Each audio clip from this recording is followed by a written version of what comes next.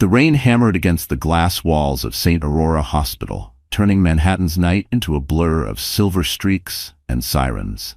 Inside the emergency maternity wing, nurses rushed through the corridors, their sneakers squeaking across the polished floor. The air was thick with urgency, the kind that made even seasoned doctors exchange tense looks. They were preparing for a high-risk C-section, 3 premature babies fighting for every minute.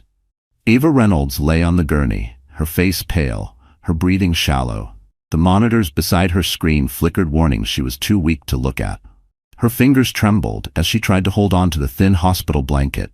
She had spent months hiding, surviving, pushing her body past its limit, just to keep her unborn children safe. Now every contraction felt like it could shatter her. "Stay with us, Ava," a nurse whispered, squeezing her hand before they pushed her toward the operating room. Downstairs, the glass doors burst open with a violent crash. Declan Ward stormed in like a man possessed. His designer coat dripped rain onto the floor, his jaw clenched hard enough to crack. He slapped a handful of papers against the counter. "Where is she?" he snarled. "Ava Reynolds, my wife." The receptionist stiffened. "Sir, she's not listed as your wife." Declan slammed both palms down. "I don't care what she listed. I want access to her room now." People in the lobby stared. Security approached, trying to calm him, but Declan shoved them aside. His eyes were burning, not with concern, but with wounded pride and ugly jealousy. A man like him couldn't tolerate the idea of losing control, especially not to another man. Especially not to a richer man. Upstairs, in a private surgical briefing room, Silas Hawthorne signed a stack of emergency consent forms with a trembling hand. His Mont Blanc pen slipped once.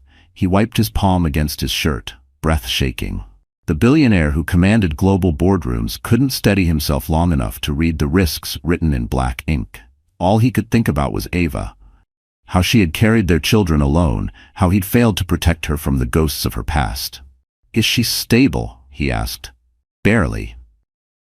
The doctor replied, "We need to deliver now." Silas ran a hand through his rain-damp hair. "Do whatever you need. Save her, and save the babies." As he stepped into the hallway, the elevator dinged sharply. Declan Ward stepped out. Their eyes locked, rage meeting ice. Silas moved first, blocking the corridor leading to the operating room. Declan smirked, lifting the papers he'd brought. "You think you can keep me from her? She's mine. She always will be." Silas didn't blink. "You'll never touch her again." Declan shoved past the guards, sprinting toward the double doors of the surgical wing. He grabbed the handle and froze at what he saw inside. She wasn't alone, and the sight shattered every remaining illusion he had. Long before Ava Reynolds lay on a hospital gurney fighting for her life, she had been the kind of woman people easily overlooked. Soft-spoken, steady-handed. A NICU nurse who carried tiny newborns as if they were made of glass.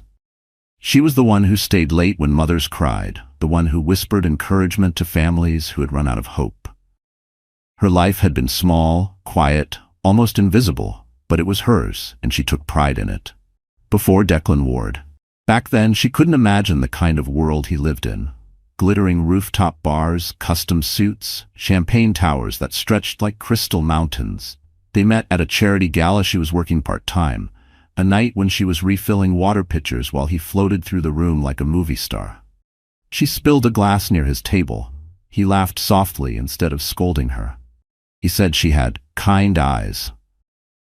He said she deserved better than scrubs and night shifts. He said all the things lonely women want to hear. But Ava didn't know that men like him build prisons out of compliments. Their relationship moved fast, too fast. Within months, she left the NICU for a life in his polished Tribeca penthouse. The marble floors, the floor-to-ceiling windows, the walk-in closets, everything looked beautiful, except for the feeling in her stomach that something was wrong. She tried to brush it off. She told herself she was lucky, that normal girls didn't get chosen by men like Declan Ward. But the cracks showed quickly. He told her which friends were good influences and which to block. He didn't like her working. He said his money was enough. He wanted her home, reachable, dependent. He held her waist lovingly in public, but behind closed doors, his voice hardened. If she questioned anything, he accused her of being ungrateful. When she hesitated to have a child because she wanted to settle into married life first, he mocked her dreams. And when she finally did get pregnant, he forced her into a clinic she didn't want to enter, whispering that she would ruin his future expansion plans. She never healed from that betrayal. When she finally left him, quietly, trembling, wearing the first pair of shoes she found, Declan retaliated the way powerful men often do. Not with fists, but with influence. Whispers spread, rumors about her mental health, her stability, her professionalism. She lost job offers she never got to interview for. She moved into a cramped sublet and worked whatever event shifts she could grab. She avoided cameras. She walked streets with her hood up. Every day felt like trying to outrun a shadow. But fate is strange, compassion returning in unexpected shapes. One winter night, at another corporate event she was setting up, fatigue overwhelmed her. She collapsed, and when she woke, Silas Hawthorne was sitting beside her hospital bed. Not the billionaire titan shown on magazine covers, just a man with tired eyes and a grief he didn't bother to hide. He recognized her. She had been one of the nurses who comforted his dying wife years ago. His voice shook when he thanked her. Ava didn't understand why his gratitude felt like a doorway opening. For the first time in years, someone looked at her without suspicion, without judgment, without ownership. But she didn't know then that their lives would soon twist together in ways neither of them could predict, and that the past she thought she left behind was about to return with devastating force. Manhattan can be cruel to the weak and indulgent to the powerful. Ava learned that truth the hard way. In the months after leaving Declan, the city felt like an endless maze designed to swallow people like her. Women with shaking hands, empty bank accounts, and bruises no one could see. But that same city, cold and glittering, would later become the backdrop of her rebirth. Her new life took place far from the Tripletsℹ penthouse she once called home. She now lived in a tiny walk-up studio in Washington Heights, where the radiator hissed at night and the window overlooked a fire escape instead of a skyline. The rent wasn't cheap, but it was the only place she could afford without Declan's money, without his rules. Some nights, when the street outside was loud with car horns and barking dogs, she pressed a pillow over her ears and whispered to herself, "Freedom has noise, control has silence." It helped her remember she made the right choice. But her days were spent in a far different world, a world she never expected to step into. After collapsing at the tech conference, Silas Hawthorne insisted she join his foundation as a project coordinator. The office was a glass tower on Park Avenue, with polished marble floors and elevators that moved like silk. She felt out of place the first day, clutching her thrift store purse while employees tapped on MacBook Pros and planned charity galas with calm confidence. Yet Silas made space for her. He didn't give her pity, he gave her dignity. He introduced her to everyone as an essential addition to our mission. He offered her a corner desk near the windows, where she could see Central Park stretching like an emerald blanket beneath the city's steel monuments. Some mornings, she arrived early just to watch the sunrise turn the skyscrapers gold. It was the first time in years she felt like she was moving forward instead of hiding. The foundation itself was a sanctuary compared to the luxury hell Declan once paraded her through. Silas's team, doctors, researchers, medical advocates, worked to improve neonatal care nationwide. They spoke Ava's old language, compassion, precision, calm under pressure. She found herself breathing easier around them, even laughing on mornings she thought she couldn't get out of bed. Still, she kept her past locked away, not out of shame but fear.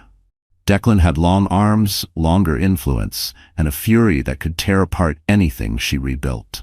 The city's contrasts shaped the rhythm of her days. Mornings in corporate glass, nights in her tiny apartment. Lunchtime among executives, dinner from microwave trays, emails about million-dollar donations, phone calls from debt collectors. And woven through all of it, the quiet presence of Silas, sometimes a soft knock at her office door, sometimes a cup of tea left at her desk when she looked tired. But the biggest shift happened outside the office. Silas invited her to several high-profile medical galas, insisting her nursing background made her insights valuable. The events were held at places she once cleaned after hours: the Plaza Hotel ballroom, the rooftop lounge at the Peninsula, private penthouses overlooking Fifth Avenue. She stood among men in tailored suits and women in shimmering gowns, feeling like an intruder in someone else's dream. But Silas never let her fade into the shadows. He stayed close, introduced her to donors, made sure she had a seat at important tables. His presence wasn't domineering like Declan's. It was grounding, like a hand steadying the back of a chair. For the first time, Ava felt what safety might look like. What she didn't know was that Declan, miles away in his penthouse, was watching her rise through whispers and photos, and the storm brewing inside him would soon crash into her fragile new world. And when it did, Manhattan itself would feel smaller, darker, and far more dangerous. Declan Ward had always been the kind of man people whispered about, handsome in a cold, angular way, powerful in the rooms where money decided fate, and terrifyingly unpredictable when challenged. But beneath the polished exterior, there was a darker truth. Declan didn't love people. He possessed them, and losing possession felt to him like humiliation. After Ava left, his life didn't crumble immediately. At first, he told himself she would return. Women always came back to him, especially women he had rescued. But days turned into weeks, and his calls went unanswered. His emails bounced back. The door code to his penthouse stopped accepting her old combination. Instead of grief, something uglier took root. Offense. Fury. A man like him didn't get abandoned. He could have moved on. He could have replaced her with one of the many women who lingered around his business lunches or hotel openings. But Declan didn't want someone new. He wanted control back. So he hit where it hurt: her name, her reputation. With one phone call to a friendly editor, he started rumors that she had suffered emotional instability. A month later, the whispers spread through nursing networks. A manager at the hospital they once supported quietly blacklisted her. A charity director rejected her application before she even sat down. Declan didn't do these things out of hatred. He did them out of entitlement. In his mind, Ava owed him her loyalty for the rest of her life. And when he discovered she'd resurfaced, working at Silas Hawthorne's foundation, looking stronger, glowing even, his entitlement twisted into obsession. At first, he monitored her quietly. A private investigator snapped photos of Ava entering the glass tower on Park Avenue, sometimes alongside Silas. The images made something inside Declan rot. A billionaire. Not just any billionaire, but Silas Hawthorne, the man whose name appeared in financial headlines, whose companies shaped half the city. A man more powerful, more respected, more untouchable than Declan could ever be. The comparison burned. He started visiting his gym twice a day, lifting until veins bulged. He bought new suits, rehearsed in the mirror what he would say when he confronted Ava again. But underneath the grooming rituals was panic, a deep, choking fear that Ava had finally escaped him. He couldn't let that happen. So Declan escalated. He began contacting people from Ava's past. Old co-workers, former landlords, anyone who could hand over scraps of information. He learned she'd been hospitalized briefly. He learned she often worked late. He learned her new job involved travel, planning, interacting with wealthy donors. He spun those facts into poison, telling himself she was using Silas, just like she had used him. When he learned she was pregnant, the cracks inside him widened so violently he nearly shattered. But then he learned the truth. The babies weren't his. They belonged to a billionaire, and something monstrous awakened. Instead of accepting defeat, Declan convinced himself that the children were leverage, keys to clawing back power. He could claim concern. He could pretend he wanted to protect her. If the public saw him as a devoted ex-husband trying to help a struggling, unstable woman, he could flip the narrative and destroy both Ava and Silas with a single story. People underestimated how far a desperate man with money could go. Declan contacted a lawyer known for bending the law until it screamed. He purchased confidential medical records through back channels. He began stitching together a case that could paint Ava as unfit, unstable, reckless, dangerous to her own unborn children. His plan wasn't just cruel. It was surgical. Because Declan didn't just want Ava back under his shadow. He wanted to crush the light she found without him. And as he prepared his next move, he whispered to himself, "She was mine first, and she'll be mine again." He truly believed it. What he didn't know was that the city he thought he ruled was about to turn against him, one devastating truth at a time. And the woman he thought he could break forever was about to fight back harder than he ever imagined. The night everything changed for Ava didn't happen in a dark alley or in the privacy of a quiet room. It happened under chandeliers worth more than her old annual salary, in a ballroom filled with people who could buy and sell pieces of Manhattan with a single phone call. It happened at the Hawthorne Foundation's Winter Benefit Gala, an event Ava had spent weeks coordinating. It was supposed to be her professional comeback, the night she finally felt she belonged in a world that once treated her like an outsider. But it became something else entirely. The ballroom at the Plaza Hotel shimmered with gold accents and crystal stems. Waiters carried trays of champagne, and the Manhattan elite drifted through the room, laughing softly, exchanging deals disguised as politeness. Ava moved between tables, checking floral arrangements, escorting medical donors, making sure the lighting was perfect. Her dress wasn't designer, but Silas's assistant had helped her find one simple, elegant, and comfortable. Deep navy, with sleeves that hid how thin she had gotten. For the first hour, everything felt peaceful. Ava even caught Silas watching her from across the room while he spoke to a senator. His gaze held warmth, a question, maybe even admiration. Every time their eyes met, something fluttered in her chest. She wasn't sure she deserved the feeling, but she couldn't deny its gentle pull. Then the doors opened, and Declan Ward walked in. The air tightened, conversations thinned. Even in a tux, he looked like a storm had wrapped itself around him, shoulders rigid, jaw locked, eyes scanning the ballroom with a predator's focus. It took him 5 seconds to spot Ava, 5 seconds to crush the breath from her lungs. She froze. The tray she was carrying trembled. He smiled. That same smile he used years ago when he first reeled her in, soft on the surface, sharpened underneath. "Good evening, sweetheart," he said, loud enough for nearby guests to turn. Ava's stomach dropped. "You don't belong here, Declan. Please leave." But Declan never did leave. He did scenes. He stepped closer, invading her space in a way that made her shrink back. "Relax," he murmured. "I just came to talk. You've been ignoring me for months. I'm worried about you." People stared. Cameras clicked. Gossip bloggers smelled blood. Ava tried to move past him, but Declan grabbed her wrist, not violently, but with the confidence of a man who believed no one would dare interfere. Silas did. He crossed the room so fast, guests drew back like curtains parting on a stage. His presence alone shifted the atmosphere, calm but fierce, quiet but commanding. When he reached Ava, he positioned himself slightly in front of her, not blocking her, but shielding her. "Let go of her," Silas said. Declan let out a laugh. "You the boyfriend, or just another checkbook she's using?" A murmur rippled through the crowd. Silas didn't raise his voice. Last warning. But Declan thrived on lines, especially crossing them. He turned toward the nearest photographer and announced loudly, "I'm here because I'm worried about my wife. She's unstable. She's been lying to everyone here." People gasped. Ava's chest tightened painfully. Declan wasn't just humiliating her. He was planting a story. "She's sick," Declan continued. "She shouldn't be working. She needs help." Ava felt her entire body go cold. It was the same tactic he used before, the same weapon that ruined her career. He was doing it again, but this time in front of Manhattan's elite.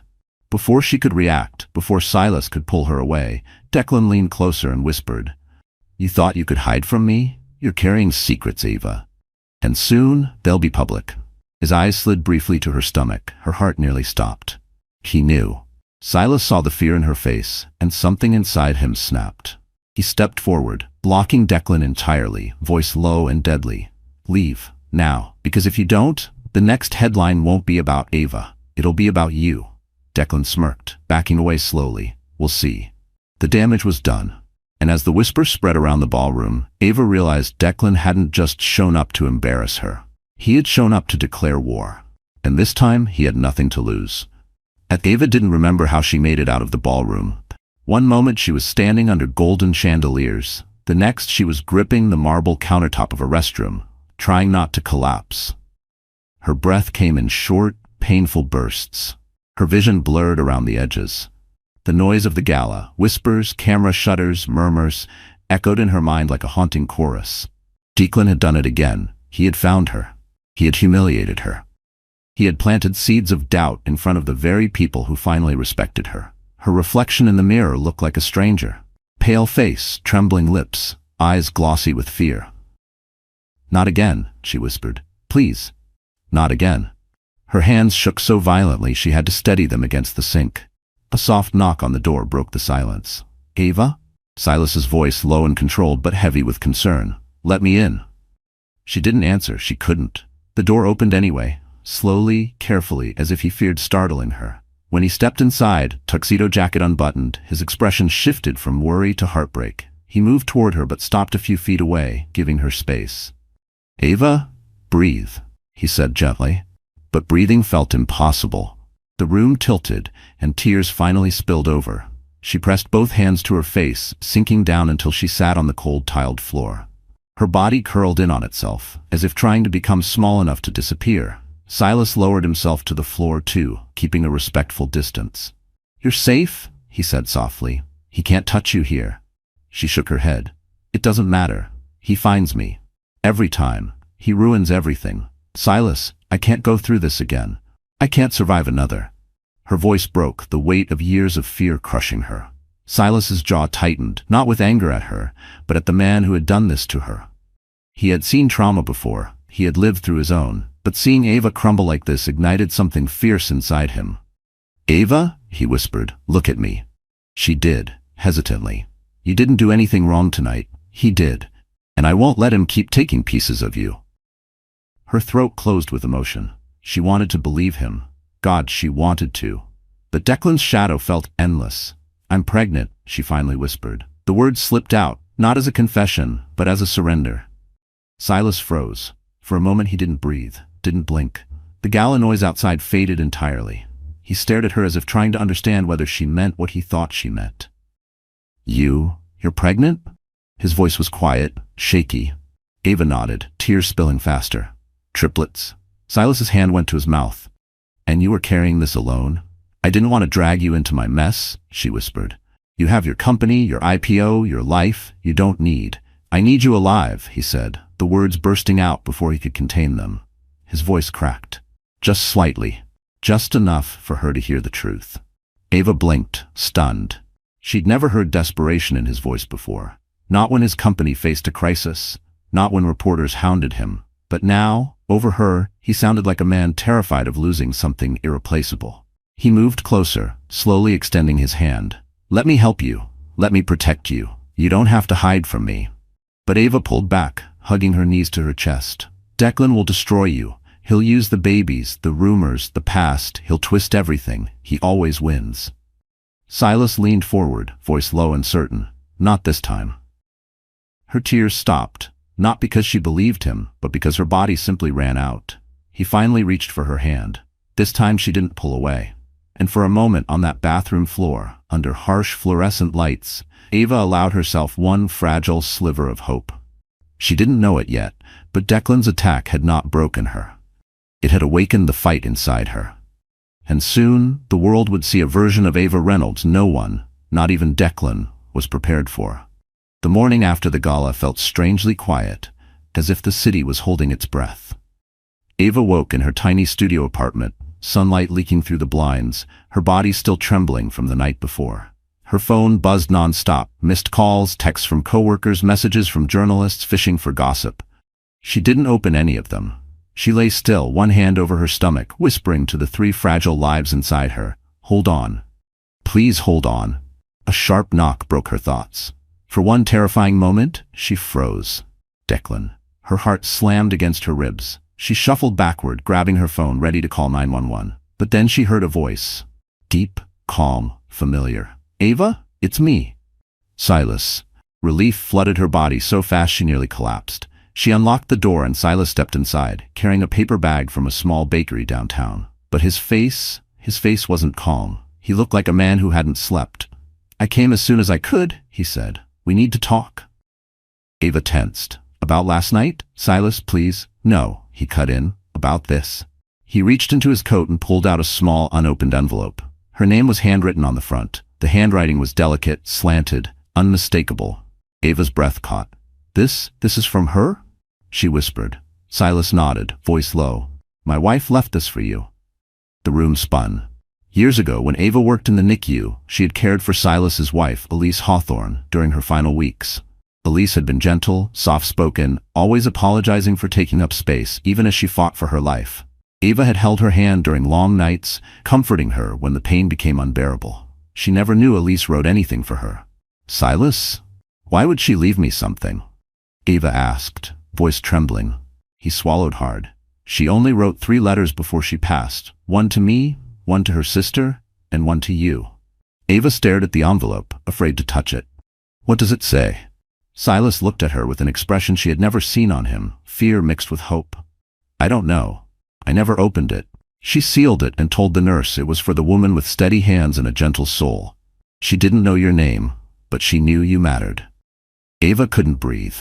With trembling fingers, she opened the envelope. The paper inside was thin, the ink slightly faded.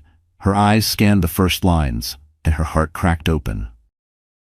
"Dear nurse, if you are reading this, I am gone. But I need you to know something. My husband deserves a chance to love again. I need him to. Please don't let him close himself off forever." Ava covered her mouth. Silas watched her, eyes glistening, his composure unraveling. "Keep reading," he whispered. Ava continued, voice barely audible. "You have a kindness he will recognize, a steadiness he needs. If he finds you someday, don't be afraid to let him in." Tears blurred the rest of the words, but Ava understood enough. Elise had given them permission. No, she had blessed their path before it even began. Ava looked up, stunned, overwhelmed. "Silas, why did you show me this now?" His voice broke. "Because last night, when you told me you were pregnant, when I saw fear instead of joy in your eyes, I realized something. You don't believe you deserve a future. You think Declan destroyed that for you." He stepped closer, gently touching her wrist. "My wife didn't write that letter for fate," he whispered. "She wrote it for you." Ava's tears slipped freely now, falling onto the fragile paper, but then her phone buzzed again. A text, unknown number. She opened it. One photo. Declan standing outside her building, looking straight up at her window. A chill sliced through her spine. Silas saw the screen, and his expression hardened into something lethal. "It's starting," he whispered, and Ava finally understood. Elise's letter wasn't just a blessing, it was a warning. Ava had spent years shrinking, into corners, into silence, into versions of herself that felt safer because they were smaller. But the moment she saw Declan standing outside her building in that photo, staring up like a hunter tracking prey, something inside her snapped. Not in fear this time. In defiance. "He found me again," Ava whispered, staring at her phone as if the pixels could burn her. Silas gently took the device from her hand. "Then he's about to find out he made a mistake." Ava blinked at him, confused. "Silas, you don't understand. Declan doesn't stop. He doesn't back down. The more cornered he feels, the worse he gets." Silas gave her a long, steady look. "Then we stopped giving him corners to hide in." It shouldn't have made sense, but it did. For the first time, Ava felt something she hadn't felt in years, like someone was standing between her and the storm, without expecting anything in return. He held out his hand. "Come with me." She hesitated. "Where?" "To start taking back your life." The ride to Midtown was quiet, but not uncomfortable. Silas drove instead of letting his driver handle it, maybe because he didn't want another set of eyes involved, maybe because he wanted Ava to feel safe. The soft hum of the Mercedes and the glow of the city passing by felt strangely protective. He parked beneath a sleek tower of glass, Hawthorne Global's private headquarters. Ava had only been here once, months ago, to drop off documents. She never imagined walking inside at Silas's side. The lobby lights reflected off polished marble floors. Security guards stood a little straighter when Silas entered, but he gave them a simple nod instead of the usual corporate severity. They let Ava through without question. They took the elevator to the 58th floor. The doors opened into a conference suite bigger than her entire apartment. Floor-to-ceiling windows framed the Manhattan skyline like a living painting. Ava felt small again, but not powerless. The city looked different from up here. You could see how big the world really was, and how small men like Declan truly were. Silas gestured toward a chair. "Sit." Not an order, an invitation. On the table in front of her sat a laptop, several documents, and a sleek black folder stamped with the Hawthorne family crest. "What is all this?" she asked. Silas exhaled deeply. Everything you need to protect yourself, legally, financially, physically. Ava frowned. Silas. But he raised a hand gently. Just listen, and she did. There's a misconception about men like Declan, he began. People think their power comes from money, but it doesn't. It comes from fear, from isolation, from convincing their victims that they're alone. His eyes softened. You're not alone anymore. Ava swallowed hard. He opened the black folder. Inside were papers she didn't expect. Restraining order drafts, a security detail roster, a private investigator's report detailing Declan's recent movements, and a legal declaration of paternal responsibility, with Silas's signature already on it. Ava gasped. Silas, what did you do? He met her eyes. I'm protecting the mother of my children. Her heart stuttered. No one had ever said words like that to her. Not with sincerity. Not with love disguised as steel. But you don't have to. I want to. Ava felt something shift inside her, something heavy, something old. Fear didn't vanish entirely, but it loosened its grip enough for something new to bloom. Resolve. Silas stood and walked to a side cabinet. When he returned, he held a small velvet box, not a ring, but something else entirely. He opened it and revealed a delicate necklace with a simple, shining pendant. This belonged to Elise, he said quietly. She wanted you to have it someday. Ava's breath hitched. I can't. She believed in you, Silas whispered. And now I do too. He clasped it around her neck. It felt like armor. She looked at her reflection in the window. Messy hair, tired eyes, trembling hands, but with a spark she hadn't seen in years. Strength. Silas stepped beside her. Ava, you've survived things most people couldn't. Now it's time to stop surviving. He touched her hand gently and start fighting back. Ava lifted her chin. For the first time in years, she believed she could. What she didn't know was that Declan, watching from his penthouse across the river, had already seen the lights turn on in Silas's office, and he was about to make one more deadly mistake. Underestimating the woman he thought he broke forever.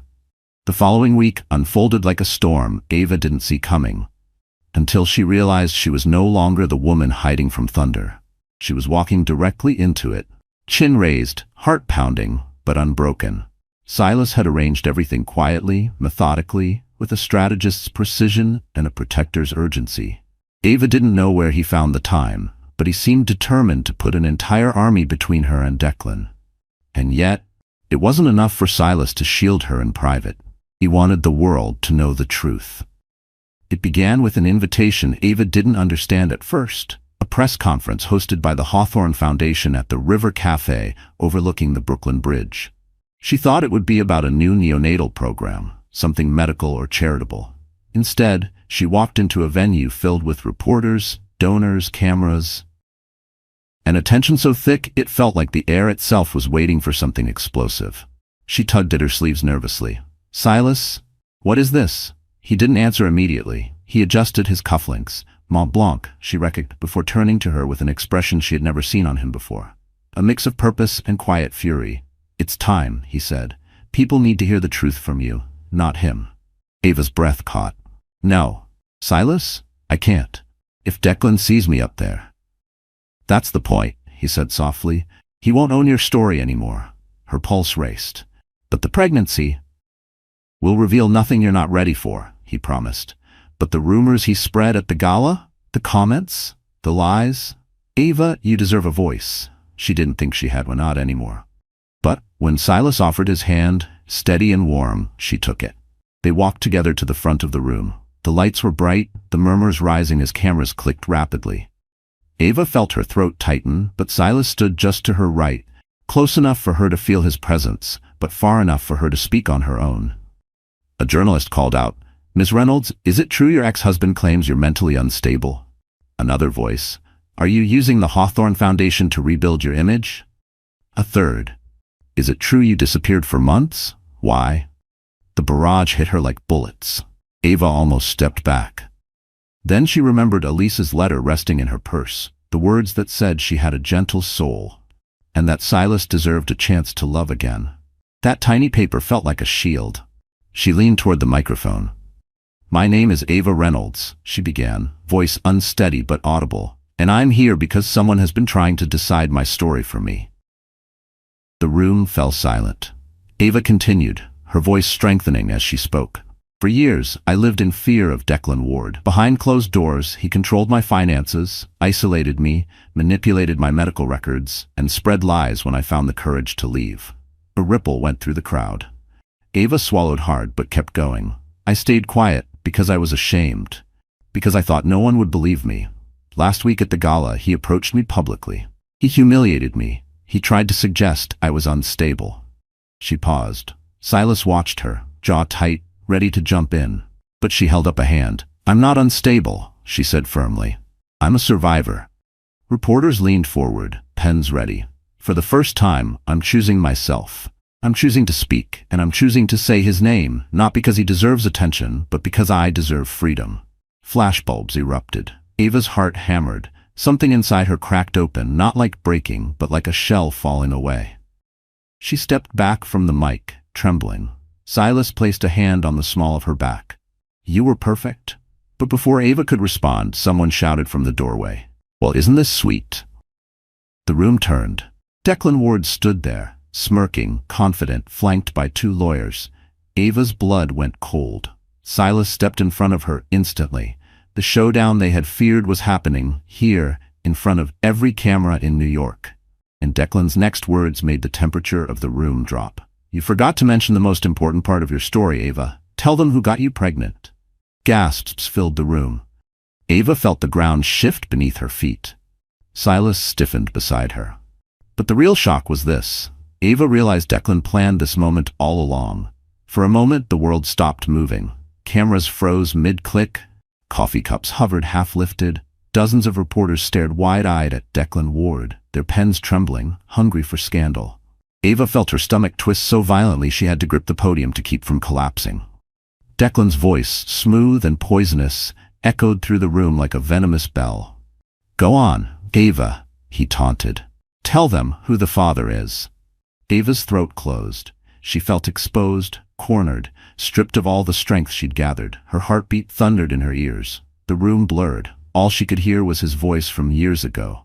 Cold, commanding, cruel. "You'll never survive without me. You'll never be believed. You'll always come back." Her breath hitched.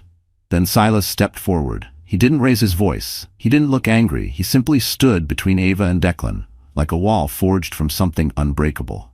"You don't speak to her," Silas said, his voice dangerously low. Declan smirked and took another step forward. "Oh look, the billionaire prince defending his damsel. Cute, but the public has a right to know." "No," Silas cut in sharply. "You have a desire to cause harm. That's not the same thing." Reporters gasped, some scribbled furiously, others lifted their phones to record. Declan wasn't expecting resistance. Not like this. His smug smile faltered for a split second, but he recovered quickly. "Fine," he snapped. "I'll say it myself. Ava ran away from me, disappeared for months, and suddenly reappears pregnant, and now she's working for him? Do the math." A few cameras swung toward Ava. Shame rose in her chest like a wave, threatening to drown her. Her legs trembled. She wanted to run, hide, disappear. But then she saw Silas's reflection in the window behind the crowd. The way his jaw tensed. The way his shoulders squared. The way his entire body shifted closer like he was silently telling her, "You're not facing him alone anymore." Ava inhaled. Her trembling stopped. She stepped out from behind Silas. Her voice was soft at first. "Declan, stop." He raised an eyebrow, amused. "Finally finding your voice, sweetheart?"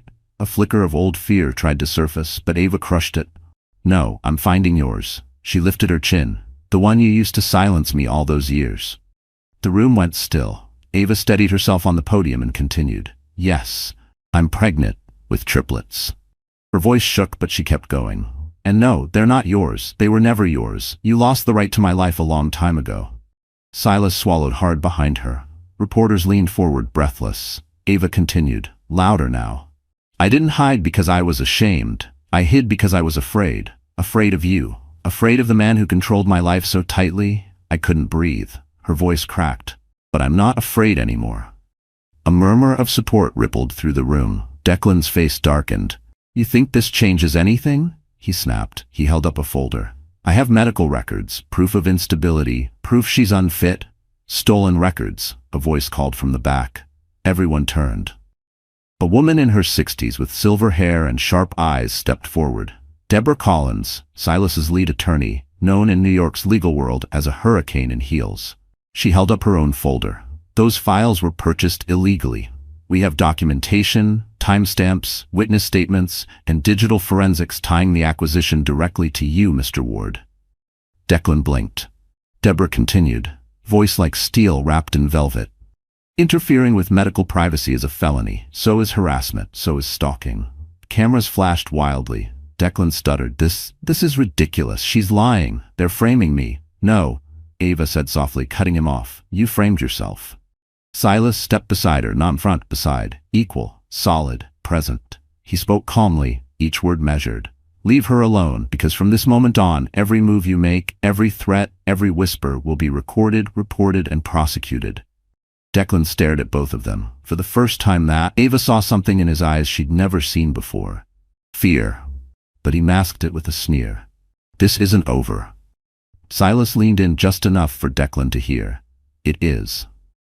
And as security moved toward Declan, cameras flashing like lightning, the room erupted, because the world had just witnessed the beginning of his downfall. Declan Ward didn't disappear quietly after the press conference. Not men like him, not men whose egos crumble louder than glass on marble. The moment security escorted him out, reporters swarmed, cameras exploding like fireworks as he shoved past them, muttering curses Ava couldn't hear. But she didn't need to. She knew that look in his eyes. The look of a man who felt humiliated, cornered, and dangerously unpredictable. That night, Ava sat in Silas's car, hands trembling in her lap. The city lights streaked across the windows like gold scratches, each passing block tightening the knot in her chest. Silas kept glancing at her, worry etched in every line of his face. You don't have to talk, he said gently. Just breathe. But breathing felt like swallowing broken glass. Silas, this is going to get worse, she whispered. He didn't disagree. Instead, he reached across the console and intertwined their fingers. Whatever comes next, you're not facing it alone. She wanted to believe that. Wanted desperately to believe this wasn't one of those moments where hope slips through your fingers right when you need it most. But Ava had survived Declan before, and she knew the storm he carried inside him didn't pass. It detonated. When she finally reached her apartment, Silas didn't leave. He insisted on walking her upstairs. The hallway lights flickered as they approached her door. Ava noticed something immediately. Her welcome mat was crooked. Just slightly. But she never left it that way. Her heartbeat spiked. Silas, she whispered, stepping back. Someone's been here.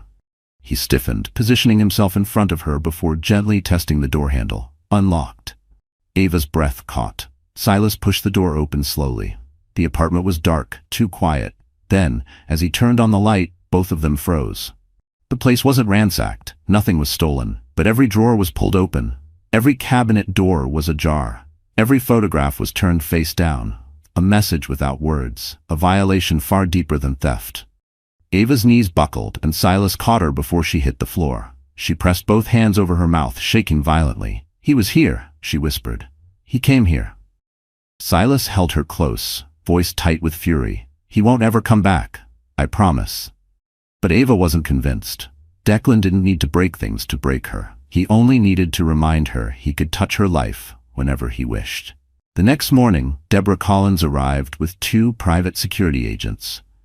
She walked through the apartment like a seasoned crime scene analyst, her heels clicking with purpose. He's escalating, Deborah said. This wasn't random. This was psychological. Ava sat on the couch, wrapped in a blanket Silas brought from his car. He wants me to know he's watching. Silas paced the room, jaw clenched so tightly a muscle ticked. I'll hire 20 guards if I have to. She's not staying here another night. Deborah nodded. Agreed. Ava, pack whatever you need. You're moving into Silas's penthouse. Ava looked up, startled. I can't. It's too much. I don't want. This isn't about want, Deborah said softly. It's about safety. And right now, yours is compromised. Silas knelt in front of Ava, taking her hands. Ava, let me protect you. Her eyes filled with tears, not from fear this time, but from the shocking tenderness of his plea. No one had ever protected her without condition. She nodded. Silas exhaled shakily, relief flooding him. But before he could help her stand, Ava's phone buzzed. A text from an unknown number. One sentence. You shouldn't have embarrassed me. Silas read it over her shoulder, his face drained of color, replaced with a cold fury Ava had never seen on him before. Deborah grabbed the phone. He made his first mistake tonight. Now we make sure it's his last.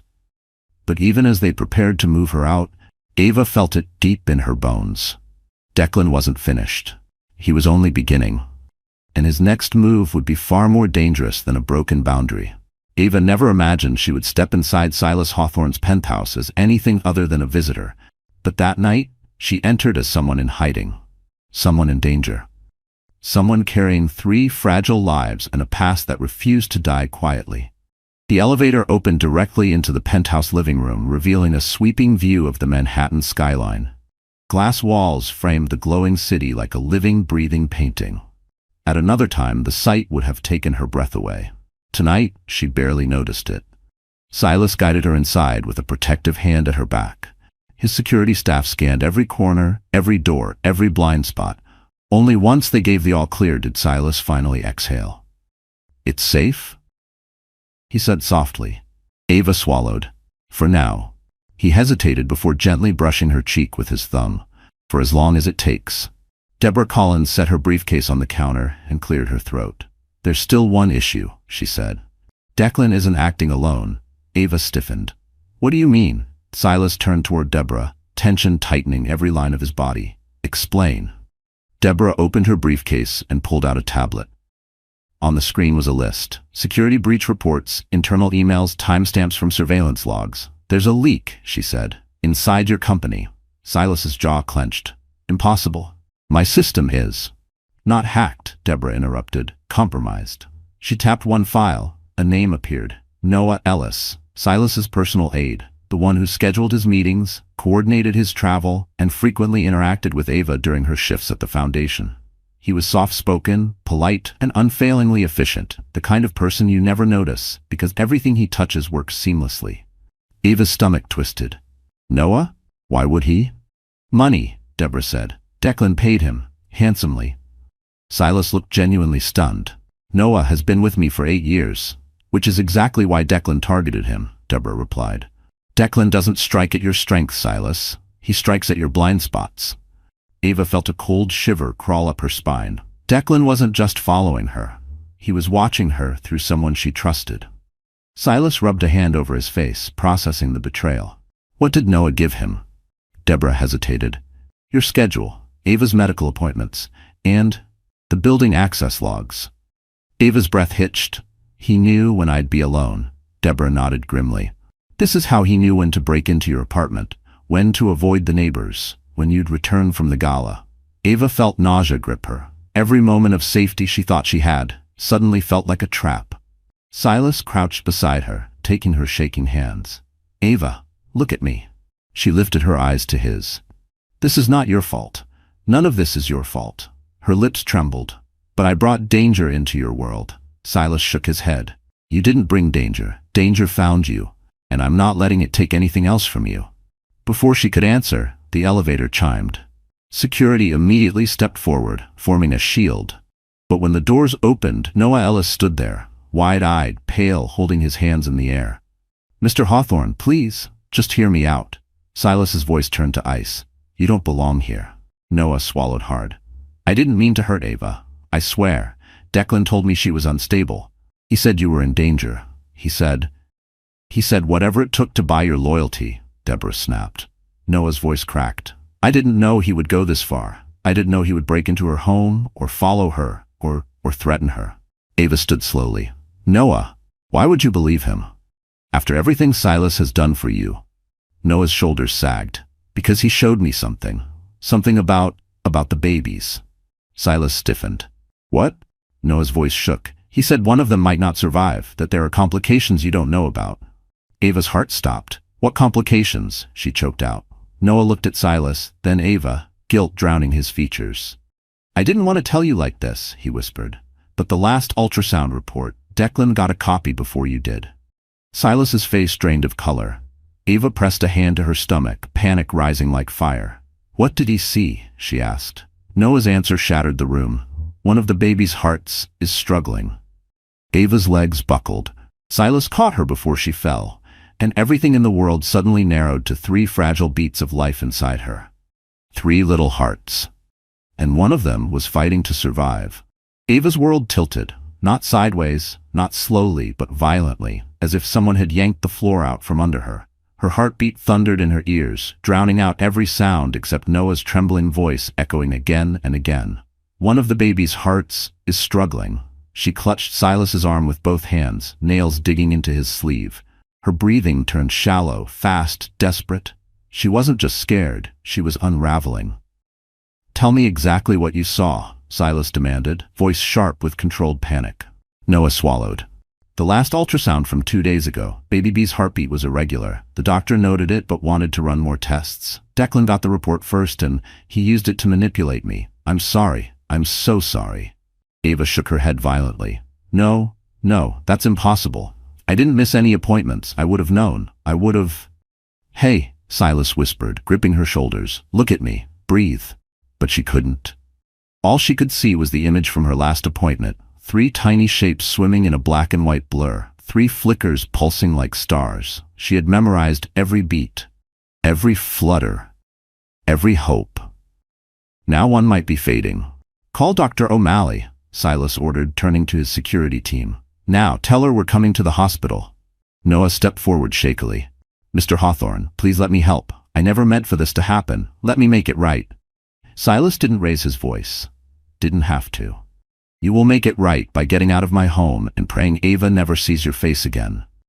Noah lowered his head, shame swallowing him whole, and stepped backward into the elevator. The doors slid shut like a final sentence. Ava's legs buckled again. Silas caught her, lifting her effortlessly into his arms, as if she weighed nothing. "We're going," he murmured against her hair. "Right now." The drive to St. Aurora Hospital felt endless. Rain smeared the windshield. Traffic lights blurred into smeared red halos. Ava kept one hand on her stomach the entire time, whispering through tears. "Hang on, baby, please." Silas drove like a man possessed, jaw clenched, knuckles white around the steering wheel. He kept glancing at her, heart breaking at every sob, every tremble of her lip. He had seen her hurt before. Fear, exhaustion, humiliation, but never this. Never a terror that came from inside her, threatening the very souls growing beneath her ribs. When they reached the hospital, nurses rushed them in immediately. Silas carried Ava through the doors, ignoring the cameras flashing outside, reporters already circling from Declan's stunt at the press event. Inside the dim ultrasound room, Ava lay on the exam table, gown crinkling under her palms. Her breath shook as the cold gel touched her skin. The machine hummed to life. Silas held her hand tightly, his thumb brushing her knuckles. Dr. O'Malley, a woman in her 50s with steady eyes, moved the probe across Ava's belly with practiced calm. But Ava could see the tension in her jaw. "Please," Ava whispered, "tell me they're okay."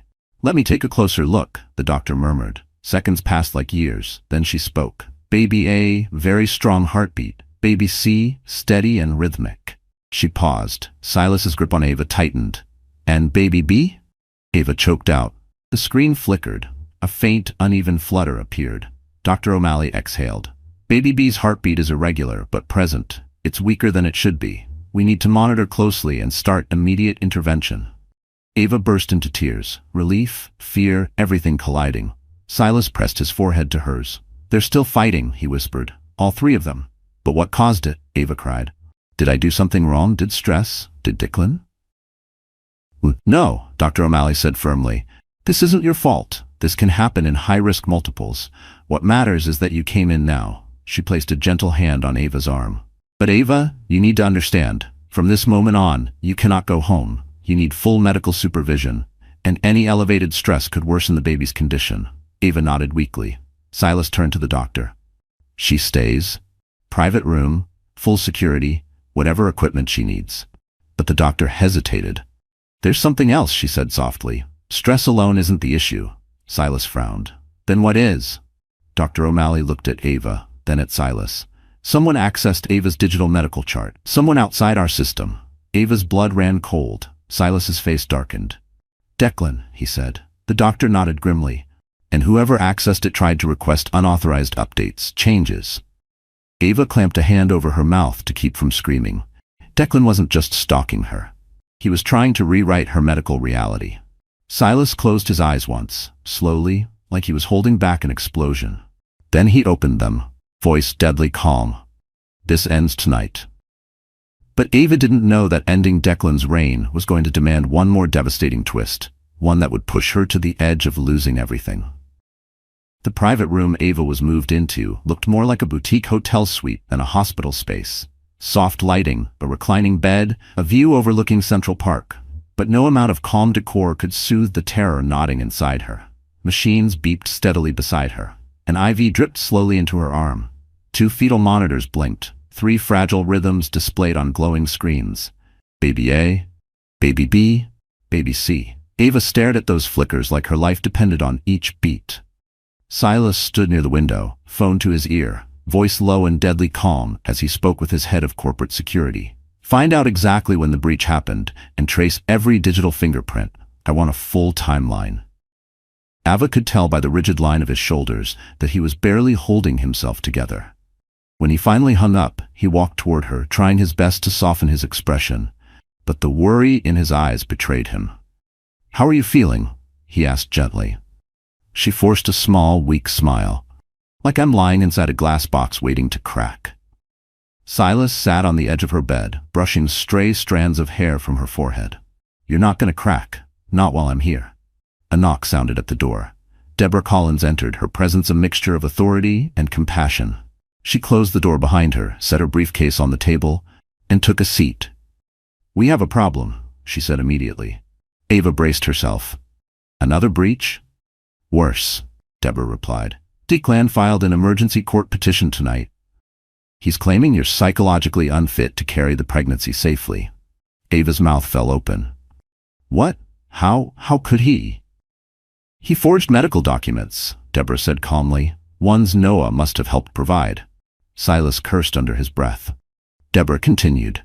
He's using the stress episode at the gala, plus the recent medical complications, to argue that the babies are at risk under your care. He's requesting temporary medical conservatorship. Ava felt the room spin. Conservatorship? That's insane. He wants legal control over my pregnancy? Deborah nodded gravely, which would give him access to every medical decision and the right to override yours. Ava clutched her stomach instinctively, protective panic rising like fire. He can't take my babies. He can't control me again. Silas stood abruptly, voice steel. He won't. Not ever again. Deborah held up a hand. We can fight it, but that's not the worst part. She slid a document across the table. Declan has convinced the court to send a wellness evaluator here. Tonight. Ava's blood ran cold. No, I can't. I can't handle something like that right now. If they force me to talk, if I panic, my stress could harm the babies. That's what he's counting on, Deborah said quietly. Silas paced the room like a caged lion. He wants to push her into a breakdown so the evaluator files against her. Ava felt tears burn behind her eyes. Why is he doing this? Why go this far? Silas turned to her, voice trembling with anger and fear. Because losing control of you wasn't enough. He wants to destroy you. Another knock came at the door, a softer one, more hesitant. A security officer poked his head in. Mr. Hawthorne? Miss Collins? The evaluator is here. And sir, there's something else. Silas stiffened. What? The guard looked uneasy. Declan Ward is in the lobby. Ava's heart slammed against her ribs. He's demanding to be allowed up, the guard continued. He's shouting to reporters that you're hiding Ava and that she's a danger to herself and the pregnancy. Silas moved toward the door, but Deborah blocked him. Don't, she warned. He wants you to confront him. It strengthens his narrative. Ava shook her head violently, panic clawing at her throat. I can't see him, Silas. If he walks in here, I'll break. And if I break, the babies. He rushed to her side, taking both her hands, grounding her. You won't break, he whispered. You're stronger than he ever imagined, her voice cracked. But I'm scared. Silas leaned forward, forehead against hers. Then be scared. I'll carry the rest. Before she could answer, the door opened again. A woman in a gray suit stepped inside. The evaluator. Her expression was neutral, until she looked at Ava. Then her eyes softened. Ava Reynolds, she said gently. I'm here to help. Ava blinked. The woman lowered her voice. My sister was one of your NICU patients once. You saved her baby. Ava gasped. Silas looked stunned. Deborah whispered, this changes everything. But outside the room, Declan was shouting louder, angrier, desperate. And the evaluator's next words hinted at a truth that could shake everything. I know what men like Declan Ward are capable of. Ava's pulse stumbled. For the first time that night, the fear inside her shifted. Not into despair, but into a flicker of hope. For the first time since the nightmare began, Ava felt the air inside her chest shift, just slightly, just enough for a fragile breath. The evaluator, a woman with calm eyes and steady posture, stepped closer and gently closed the door behind her, sealing out the echoes of Declan's rage in the hallway. "My name is Mia Hargrove," she said softly. "I specialize in high-risk maternal wellness evaluations, but I'm not here because of Declan. I'm here because the court appointed me independently. He doesn't control me." Ava swallowed hard. "But he said he filed a petition. I thought—" "He filed it," Mia confirmed, "and I read it on my way here. It was alarming. Not because of you, Ava." Her eyes darkened. "Because of him." Silas stood beside the bed, arms crossed tightly, every muscle coiled with suspicion. "What exactly did he tell the court?" Mia pulled a small folder from her bag. "He claims Ava is emotionally unstable, displaying erratic behavior, suffering delusions regarding the pregnancy, and refusing medical care. He submitted forged medical notes to support it." Ava felt disgust rise in her throat. "He's lying, every word." "I know," Mia said firmly. Ava blinked. "You do?" Mia nodded and took a slow breath, as if steadying herself before revealing something heavy. "My sister, Caroline, gave birth 8 years ago. Severe complications. Premature baby. NICU stay." She smiled gently. "You were her nurse." Ava's eyes widened. "You stayed past your shift," Mia continued. "You read to her baby at night. You spent hours helping my sister stay calm when she thought she was losing him." Her voice cracked slightly. "You saved my nephew's life." Silas exhaled a long, relieved breath. Deborah Collins stopped writing in her legal pad, her gaze softening. Ava felt tears sting her eyes. I didn't know."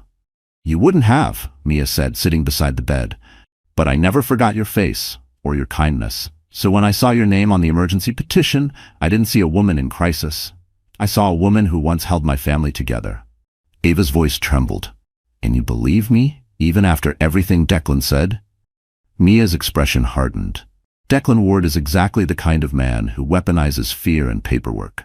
I've evaluated dozens of cases involving abusers like him. His file reeked of coercion." She leaned forward. "Ava, I'm here to protect your rights, not take them."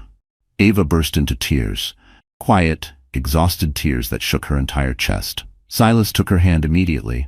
"You're safe," he whispered, but Mia wasn't finished. "There's something else," she said, turning to Deborah. "Declan didn't just forge records. He tried to manipulate the court system by claiming imminent danger to the fetuses. He requested emergency intervention to gain temporary control." Deborah cursed under her breath. "He's trying to force a precedent. If a judge grants that, Ava loses every decision." Silas's jaw tightened. "Over my dead body." Mia raised a calming hand. "That won't happen, because I've already submitted my initial evaluation to the court." Ava froze. "Already? But you just arrived." "I've been reviewing your actual medical files all day," Mia said. "The real ones, and I documented Declan's attempts to alter them." Silas's eyes widened. "So the court will see his petition as malicious," Mia finished. "It will weaken him, severely." Ava let out a shaky breath she felt like she'd been holding for months. "Thank you. Thank you so much." Mia gave her a soft smile. "You deserve peace, Ava, and you're not as alone as he wants you to believe." Before anyone could respond, a loud commotion erupted outside the door. Voices clashing, security shouting, reporters pushing boundaries. Silas instantly moved closer to Ava, protective instinct flaring. "What now?" A guard burst inside. "Sir, Mr. Ward is refusing to leave the premises. He's demanding access to Ava's room." Ava's heart lurched in terror. Deborah stood swiftly, eyes blazing. "This ends tonight. Mia, stay with Ava. Silas, come with me." But Mia placed a hand over Ava's trembling ones. Her voice dropped to a whisper. "Ava, you need to hear this. Declan didn't just come to harass you tonight." Ava stiffened. Mia hesitated, then said the words that made Ava's blood turn to ice. "He's petitioning for an emergency order that would force you into a psychiatric evaluation under custody." Ava gasped, clutching her stomach. Silas froze mid-step. "He wants to institutionalize you," Mia whispered. "Immediately." Ava's pulse exploded into panic. Fear, sharp, suffocating primal, flooded her entire being, but Mia tightened her grip. "Listen to me," she said urgently. "He plans to break you." Then she leaned closer. but he has no idea how close he is to destroying himself. Ava felt as if the temperature in the room dropped 10 degrees. Institutionalized. The word echoed in her head like a scream trapped underwater. Declan wasn't just trying to control her, he was trying to erase her, strip her agency, steal her babies, break her so completely she could never rise again. Silas stopped halfway to the door. His face changed, no longer just worried or angry. Something colder, sharper, far more dangerous settled behind his eyes. "No one," he said quietly, "will ever put Ava in a psychiatric facility. Not while I'm alive." Mia squeezed Ava's hand, grounding her. "Listen to me," she said softly. "Declan is desperate. Men like him escalate right before they fall apart, and that's exactly what's happening." Ava tried to steady her breathing, but her chest was tight, every inhale painful. "I feel like he's everywhere, like he knows every move we make." Silas turned toward her. "Not anymore." He glanced at the guard. "Bring Security Chief Danvers and call Detective Ruiz. Tell her the situation has escalated." Deborah crossed her arms, eyes blazing. "We have enough on him already, but I want airtight charges. If he's trying to force psychiatric custody, that means he forged signatures or bribed someone." Mia nodded. "And falsifying mental health claims for personal gain is a felony. He thinks he's untouchable. He's not." Outside, Declan continued shouting, demanding, threatening, slipping into that venomous charisma he used on judges and investors.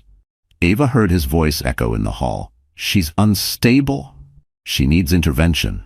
I'm trying to save her." A nurse walked by and flinched. Ava pressed her hands to her stomach, whispering to her babies, "I'm here. I'm fighting for you. Just hold on."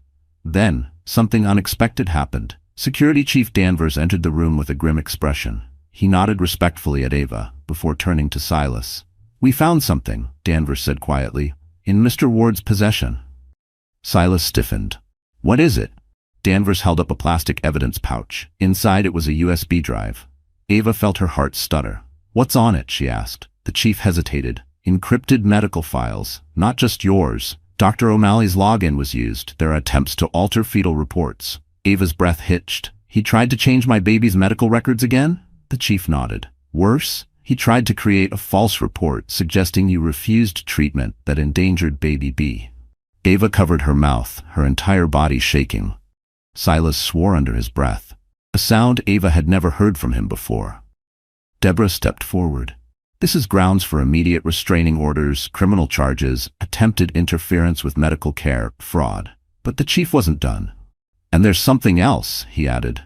"A recorded phone call between Mr. Ward and Noah Ellis. Mr. Matt Ward threatened Noah's family." Ava gasped. Silas's eyes narrowed. "Play it." The chief connected his phone and audio filled the room. Declan's voice, slick with malice. "You do exactly what I say or your sister loses her job. You hear me? I'll bury her. And that nurse, that pathetic ex-wife, I'll make sure no one believes a word she says. I'll have her declared unfit before the week is over." Ava's tears slipped silently down her cheeks. Deborah's face darkened. "He extorted Noah. That gives us more leverage than I ever hoped for." But Mia leaned forward, voice icy calm. "And that's not all. Someone leaked Declan's petition to the court ethics board. They are reviewing him for malicious filing." Ava blinked through tears. "Someone leaked it? Go." Mia gave a small, secretive smile. "Let's just say you're not the only one he underestimated. Some of his own contacts are turning on him." Silas exhaled a controlled, dangerous sound. "He's unraveling." Danvers nodded. "And his presence downstairs is making it worse. Reporters are documenting everything." Mia squeezed Ava's hand again. "This is the moment men like Declan slip, and they slip big." But before anyone could respond, a nurse rushed in, face pale. "Mr. Hawthorne," she whispered urgently, "you need to see this." Silas tensed. "What's wrong?" She pointed to the monitor displaying Ava's fetal heartbeats.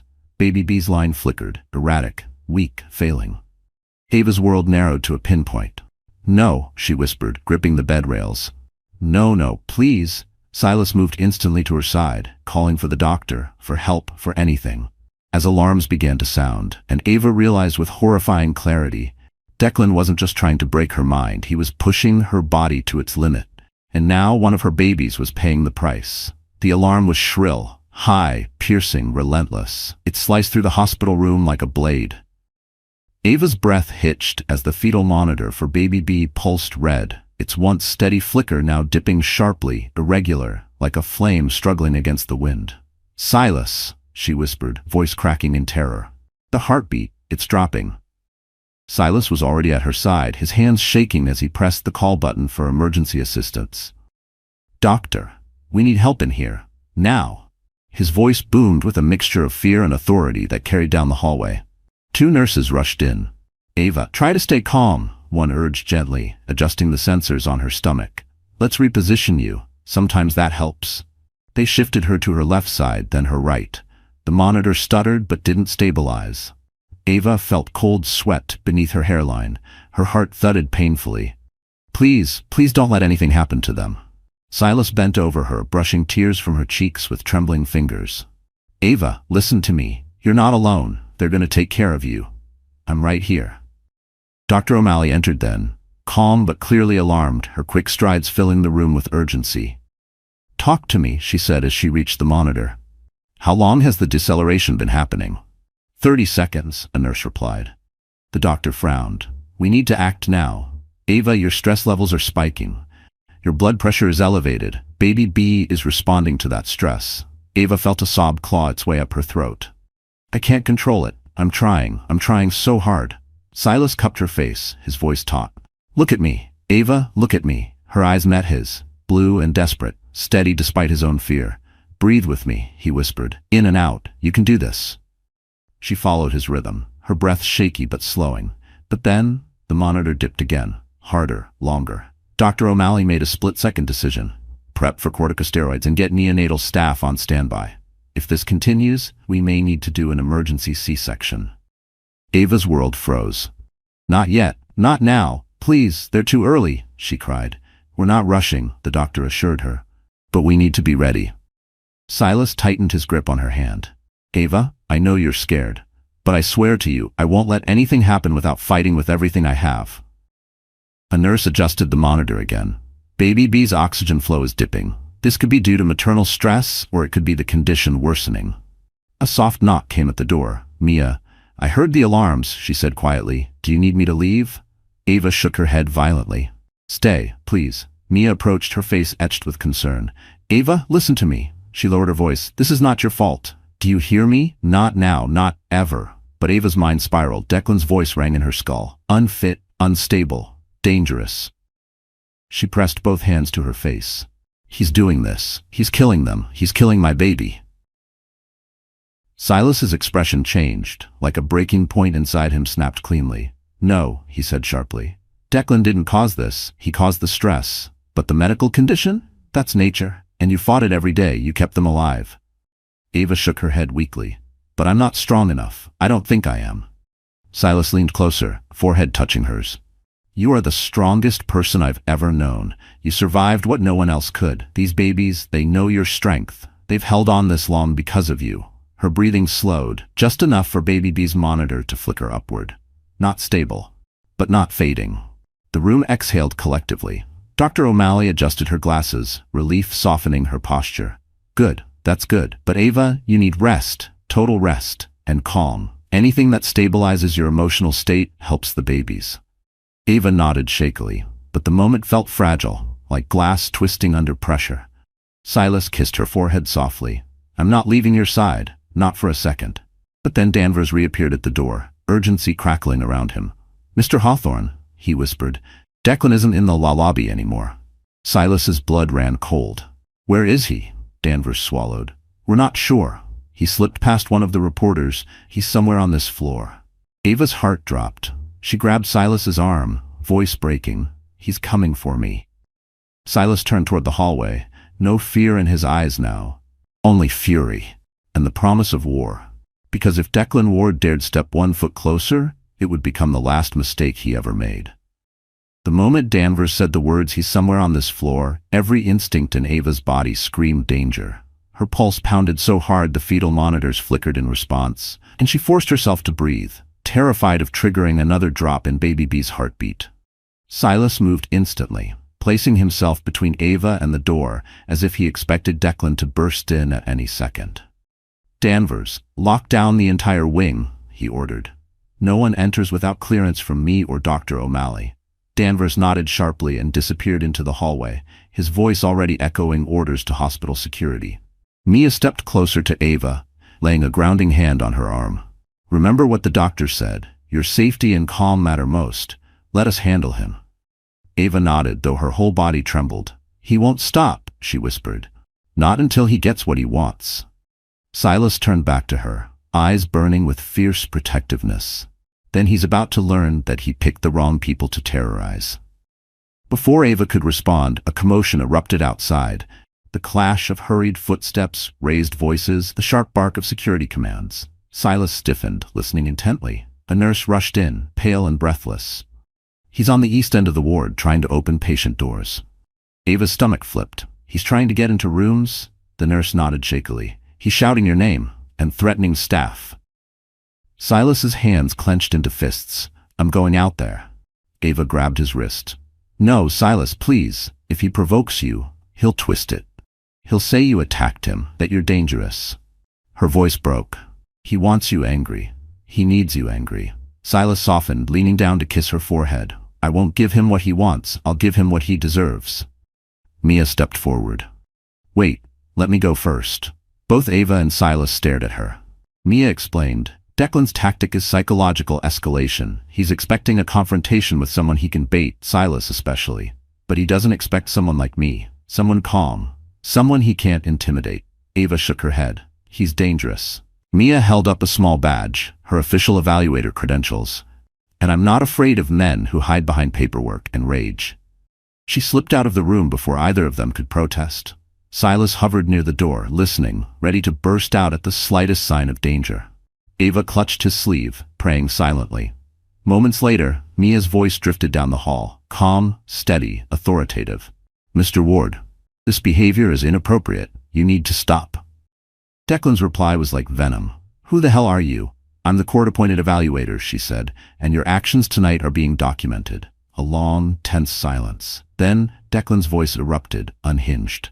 "Don't lecture me. She's my wife. She's sick. She's dangerous. She's—" "No," Mia cut in sharply. "What I see is a man spiraling. A man who is endangering staff, patients, and the woman he claims to love. This ends now." Silas stepped into the hall just far enough to see what was happening, but stayed where Ava begged him to stay. Close, but not involved. Declan stood at the far end of the corridor, hair wild, tie hanging crookedly, eyes bloodshot with fury. Security surrounded him, waiting for a cue to move in. He spotted Silas, and snapped. "You think you can take everything from me? My wife? My future? My life?" He jabbed a finger at Ava's door. "She belongs with me, not with you." Silas didn't flinch. Ava doesn't belong to anyone. Declan lunged forward. Security tackled him instantly. He thrashed, screaming, "Ava! Ava! He's lying to you! I can fix everything! Just come with me!" Ava sobbed, burying her face in her hands. Silas rushed back to her side, holding her tightly. "He won't touch you. He won't even breathe near you again." Down the hall, security finally restrained Declan, slamming handcuffs around his wrists as he continued kicking and spitting like a feral animal. Mia returned, breathless. "He's being escorted out of the hospital and taken into custody for trespassing, harassment, and attempted interference with medical care." Ava let out a sound, a broken, relieved, exhausted sound. "It's over?" Mia exchanged a look with Silas. "Not yet," she said softly, "but this is the beginning of the end." Ava looked at Silas, eyes full of fear and hope mingled together. "Then I'll hold on," she whispered, hand over her stomach. "For them." Silas kissed her knuckles gently. "And I'll destroy anyone who tries to take them from you." Outside, as Declan was dragged away screaming her name, Ava realized something profoundly simple. The next move wasn't his, it was hers. The hospital felt quieter after Declan was dragged out, but the silence wasn't peace. It was the heavy, trembling quiet that follows an earthquake, when everyone waits to see if another wave will hit. Ava lay back against her pillows, utterly drained, her hand resting protectively over the 3 small lives inside her. The monitor beside her steadied again, Baby B's heartbeat still fragile, but holding. Silas sat in the chair beside her bed, elbows on his knees, hands clasped tightly. He wasn't looking at her, he was staring at the floor, shoulders tense, as if wrestling with something too dark to say aloud. Ava touched his hand softly. "Silas, talk to me." He lifted his head, His eyes were red, not from tears, but from sleepless fury. "Ava, you could have died tonight. Our babies, they could have." He broke off, jaw clenching. "I should have stopped him sooner. I should have seen this coming." Ava shook her head. "You protected me. You saved us." Before Silas could respond, Deborah strode into the room, tablet in hand, her heels clicking like punctuation marks against the floor. Mia followed close behind. "We need to update you both," Deborah said, her voice unusually sharp. "This is bigger than we thought." Silas straightened. "What now?" Deborah tapped the screen. "Declan didn't just breach your medical data or stalk Ava. He bribed a clerk in the courthouse to fast-track his petition." Ava felt a chill crawl across her skin. "Bribed? How much?" "Enough," Deborah answered grimly. "But money isn't the issue. The issue is leverage." The clerk was drowning in debt. Declan preyed on desperation. Mia folded her arms. "This confirms everything we suspected: coercion, fraud, malicious intent. The ethics board is already moving, and now the district attorney wants statements." Silas leaned forward. "How strong is our case?" Deborah smiled, a slow, razor-sharp smile. "Ironclad. Declan left fingerprints on every crime he committed. He was sloppy because he was desperate. And men who spiral like he did always make the same fatal mistake." She raised a brow. "They underestimate the woman they're obsessed with." Ava swallowed hard. "What happens now?" Deborah sat on the edge of the bed. "The DA is preparing multiple charges: attempted medical fraud, harassment and stalking, extortion of a medical aide, attempted interference in fetal medical care, trespassing in a secured hospital wing, possibly more as evidence is processed." Ava covered her mouth, overwhelmed. "He won't get out of this, will he?" "No." Deborah's tone was final. "Not this time." Mia added, "And your statement at the press conference earlier? It actually helped. It proved you're coherent, strong, and credible. The court will take that into account." Ava felt a strange, trembling warmth flood her chest. She wasn't just surviving anymore, she was being believed. Silas reached for her hand. "I told you." He was done the moment he stepped foot in this hospital. But just then, Danvers reappeared at the door. His expression was different this time. Relieved, almost triumphant. "Mr. Hawthorne," he said, "you'll want to see this." He held up his phone. On the screen was a live stream from the lobby. Reporters crowded near the exit as police escorted Declan out in handcuffs, his hair disheveled, his face twisted in manic fury. Flashing cameras lit the scene like lightning. A reporter shouted, "Mr. Ward, any comment on your arrest?" Declan screamed, "She did this to me. She's mine. That woman ruined me." Police shoved him into the back of the squad car as crowd noises echoed through the speakers. Ava's hand flew to her chest. She hadn't expected to feel this way. Shaken, emotional, but also lighter, as if the weight he'd pressed on her for years had finally cracked. Silas exhaled slowly, tension easing from his shoulders. "It's over." But Mia raised a hand gently. "Tonight was a victory, but the real battle is making sure he stays away forever." Ava nodded. "And I'll do whatever it takes." Deborah softened her voice. "You already did the hardest part, Ava. You spoke. You fought. And now, the law will handle the rest." Ava turned to Silas, tears filling her eyes, not from fear this time, but from something else. Something new. "Silas, we're safe, right?" He took her face in his hands, pressed his forehead to hers, and whispered, "As long as I breathe, you and our children will always be safe." For the first time in years, Ava believed it. Declan was falling, and she was finally rising. The next 72 hours inside St. Aurora Hospital felt like an eternity, wrapped inside a heartbeat. Declan's arrest created a protective shield around Ava's world. No more shouting in hallways, no more threats, no more shadows waiting outside her door. But even with him gone, her nerves remained frayed, stretched thin from months of terror and the fragile life fluttering inside her. Baby B's heartbeat continued to waver, better than before, but still delicate. Nurses checked on her every hour. Dr. O'Malley adjusted her medication, ordered new scans, and spent long stretches sitting by Ava's side, explaining every chart with patience. Through it all, Silas never left. He slept in the reclining chair beside her bed, sometimes with his head resting by her hip, sometimes with his hand wrapped around hers, as if afraid she'd disappear. When she woke shaking from a nightmare, he was there. When she cried silently into her pillow, he was there. When the babies kicked, he grinned like a man witnessing a miracle. On the third morning, soft winter sunlight spilled into the room, warming Ava's face. She blinked awake to find Silas studying her, his elbows on the mattress, his expression soft and aching. "Morning," he whispered. Her throat tightened. "You should rest. You haven't slept more than an hour." "I rest when you rest," he murmured. She reached up and brushed her fingers along his jaw, a simple gesture that carried 1,000 unspoken words. He leaned into her touch. A gentle knock interrupted them. Deborah entered with a small smile, followed by Mia. "We have news," Deborah said. Ava braced herself. "Good or bad?" "Good," Mia answered. "Declan's petition has been thrown out. Permanently, and the judge issued a protective order so strict he won't even be allowed within 5 city blocks of this hospital or any future residents." Ava let out a trembling exhale. "Thank God," Deborah added. "The DA is moving forward with charges. With the evidence we have, he won't see the outside of a courtroom for a long time." Silas's hand tightened around Ava's. "It's over. Really over." Ava closed her eyes as silent tears spilled down her cheeks.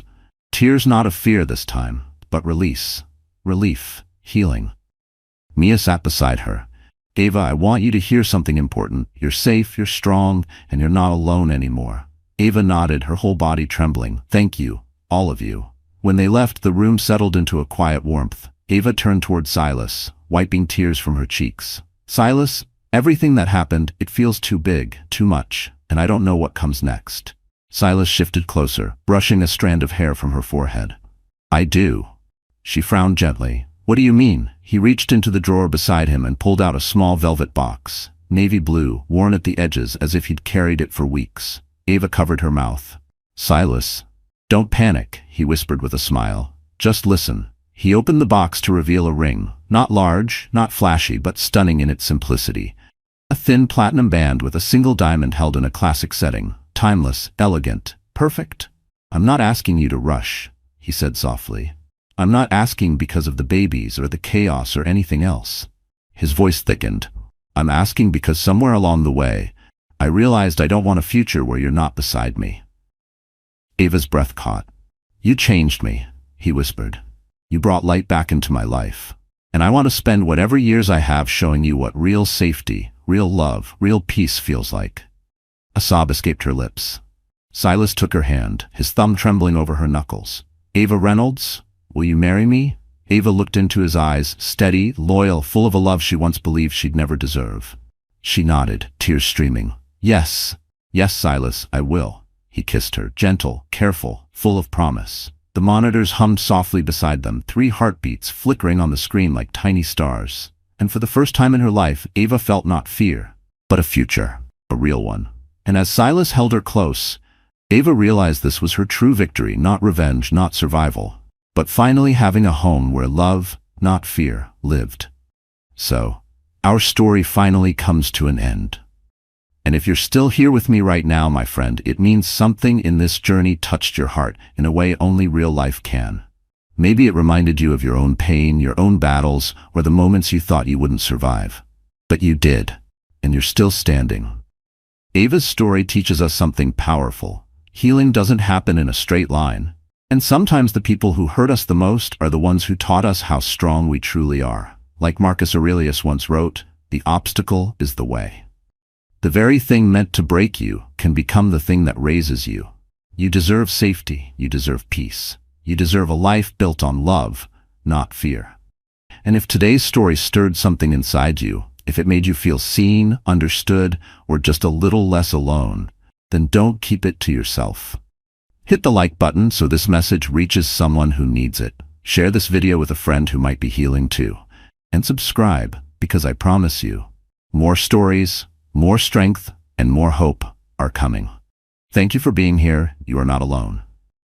Unaware the wife he kicked her out was the secret billionaire who owned the company he worked for. He divorced her to marry his mistress. What she did when she discovered crushed them.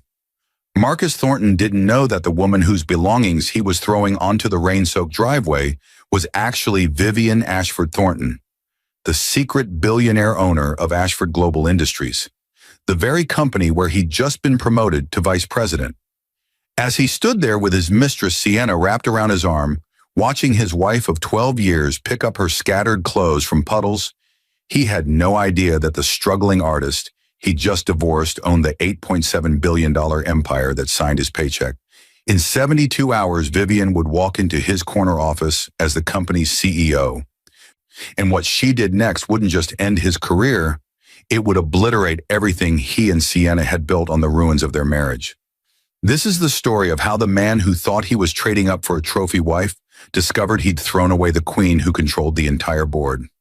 3 days before the reveal, the divorce papers had been finalized exactly 24 hours ago. Marcus Thornton stood in the master bedroom of what was once their shared home, watching with barely concealed satisfaction as his ex-wife Vivian loaded the last of her paintings into cardboard boxes. She looked smaller somehow, diminished in her paint-stained jeans and oversized sweater, nothing like the polished woman who now waited downstairs. "You should really take the Johnsons' portrait commission," Marcus said, his voice dripping with false concern. "I know money's going to be tight for you now. Your little art studio barely breaks even." Vivian's hands stilled on the canvas she was wrapping. For a moment, Marcus thought he saw something flash in her hazel eyes, something sharp and calculating that reminded him uncomfortably of the boardroom predators at Ashford Global. But then she simply smiled, that same gentle, slightly sad smile she'd worn throughout the entire divorce process. "I'll manage," she said softly. "I always do." Marcus snorted. "Right. Well, the house is mine now, fair and square. Judge agreed you contributed nothing financially to this marriage. 12 years of playing with paints while I built my career." He gestured around the bedroom. "This promotion to VP at Ashford Global? That's real work, Vivian. That's what success looks like." "I'm sure you've earned it," Vivian replied, her voice maddeningly calm. She taped up the final box and straightened, meeting his eyes directly for the first time in weeks. "Congratulations on your promotion, Marcus, and your engagement to Sienna. I hope you'll both be very happy." The words should have sounded bitter, but they didn't. They sounded genuine, which somehow made Marcus angrier. He'd expected tears, recriminations, begging. Instead, Vivian had signed the papers without a fight, agreed to the asset division that left her with almost nothing, and now stood before him with an expression of something that looked almost like pity. "Save your false well wishes," Marcus snapped. "We both know you're just bitter that I'm marrying someone younger, more beautiful, more successful. Sienna is everything you never were." "Sienna is lovely," Vivian agreed, picking up one of her boxes. "Does she know she's engaged yet? Or are you still planning to surprise her at the company gala next week?" Marcus stiffened. He hadn't told Vivian about his plan to propose to Sienna at Ashford Global's annual charity gala, the biggest social event of the year, where all the executives and board members gathered. "How did you—" "The invitation was in the mail," Vivian said simply. "I saw the venue. Very romantic, Marcus. Very public. I'm sure it will be memorable." She moved toward the door, then paused and looked back at him. "For what it's worth, I really do hope you find what you're looking for. Goodbye, Marcus." As she descended the stairs, Marcus heard Sienna's sharp voice echo up from the foyer. "Is she finally gone? God, I can't believe you were married to that frumpy little nobody for 12 years. What were you thinking?" Marcus didn't hear Vivian's response, but he heard the front door close quietly. Through the bedroom window, he watched her load boxes into an old sedan. Not even a decent car, he noted with satisfaction, and drive away without looking back. Good riddance. 2 days before the reveal, Sienna Drake lounged in Marcus's new corner office at Ashford Global Industries, her designer heels propped up on his mahogany desk. At 28, she was everything Marcus had convinced himself Vivian wasn't: ambitious, glamorous, hungry for success. As the company's senior marketing director, she understood the game they were playing. "I still can't believe you actually did it," she purred, scrolling through her phone. "Divorced the deadweight and cleared the path for us. How much did she take you for in the settlement?" Marcus settled into his leather chair with a smug smile. "That's the beautiful part. Almost nothing. The prenup was ironclad. She signed it without even reading it 12 years ago, and since her little art studio never made real money, she had no claim to my salary or assets. She walked away with maybe 200,000 tops." "Pocket change," Sienna laughed. God, imagine being that pathetic. No career, no money, no prospects. What's she going to do now? Move back in with her parents? She doesn't have parents, Marcus said dismissively. They died years ago. But that's not our problem anymore. Have you picked out your dress for the gala? Sienna's eyes lit up. Red Valentino. It cost more than your ex-wife probably made in a year. She swung her legs down and moved to sit on Marcus's lap. And when you propose in front of everyone, all the board members, the CEO, the entire executive team, everyone will see that Marcus Thornton is a winner. With a winner's wife. Marcus pulled her closer, already imagining the moment. The Ashford Global Charity Gala was legendary, held in the grand ballroom of the Meridian Hotel, attended by the company's mysterious CEO, whom nobody below senior VP level ever actually met. The CEO was notoriously private, running the empire through intermediaries and video conferences, but they always attended the gala in person. Proposing to Sienna there, in front of the company's most powerful players, would cement Marcus's position in the executive hierarchy. It would show everyone that he was serious, stable, committed, exactly the kind of man who deserved his rapid rise through the ranks. Have you ever actually met the CEO? Sienna asked, trailing her fingers along his collar. I've worked here for 3 years, and I've never even seen them. It's always representatives and lawyers. Once briefly during my final interview, Marcus lied smoothly. In truth, he'd interviewed with the chief operating officer, but he liked the idea that he was important enough to meet the CEO. Very businesslike, didn't make much of an impression. His desk phone buzzed. Marcus's assistant's voice crackled through. Mr. Thornton, you have a meeting with the executive transition team in conference room A in 10 minutes. They said it's mandatory for all VPs and above. Transition team? Marcus frowned. What's that about? I don't know, sir. The memo just came down from the CEO's office an hour ago. Marcus exchanged a glance with Sienna. Company-wide meetings from the CEO's office were rare. Did they say what the meeting is about? No, sir. Just that attendance is mandatory. Conference Room A, Ashford Global Industries headquarters. 20 minutes later, Marcus sat in the sleek conference room alongside the other 5 vice presidents. They all looked as confused as he felt. At the head of the table sat 3 people Marcus didn't recognize. 2 lawyers in expensive suits, and a woman in her 50s with steel gray hair and an expression that suggested she ate junior executives for breakfast. Thank you all for coming on short notice, the woman began. My name is Patricia Holloway, Chief Operating Officer of Ashford Global Industries. I'll be brief. After 15 years of maintaining a private profile, our CEO has decided to take a more active, hands-on role in company operations. Starting next week following the charity gala, they will be assuming direct oversight of all executive divisions. A murmur rippled through the room. Marcus felt a flutter of nervousness. Direct oversight meant scrutiny. It meant their decisions would be watched more closely. What prompted this change? Asked Richard Chen, the VP of Finance, voicing what they were all thinking. Patricia's smile was thin. That's the CEO's prerogative. What you need to know is this. There will be a complete review of all executive decisions made in the past 18 months.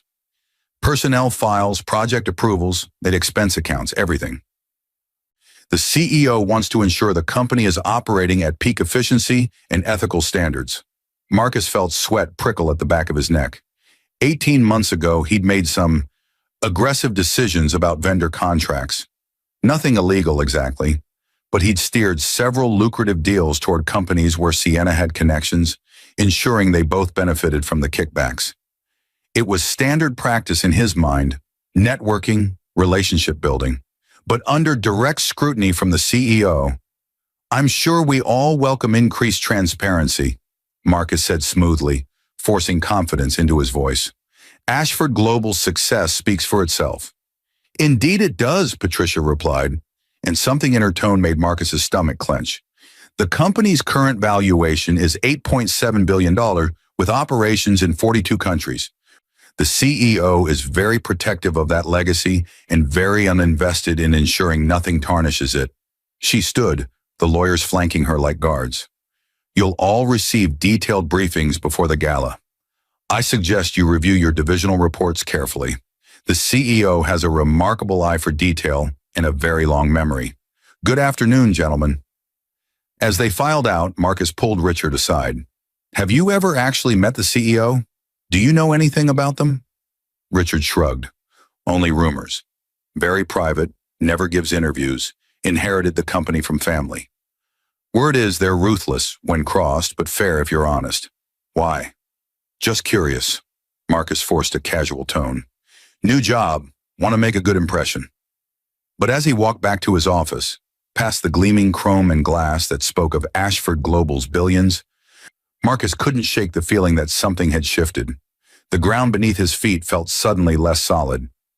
He found Sienna in his office, touching up her lipstick. So, what was the big meeting? CEO's coming out of hiding, taking a more hands-on approach.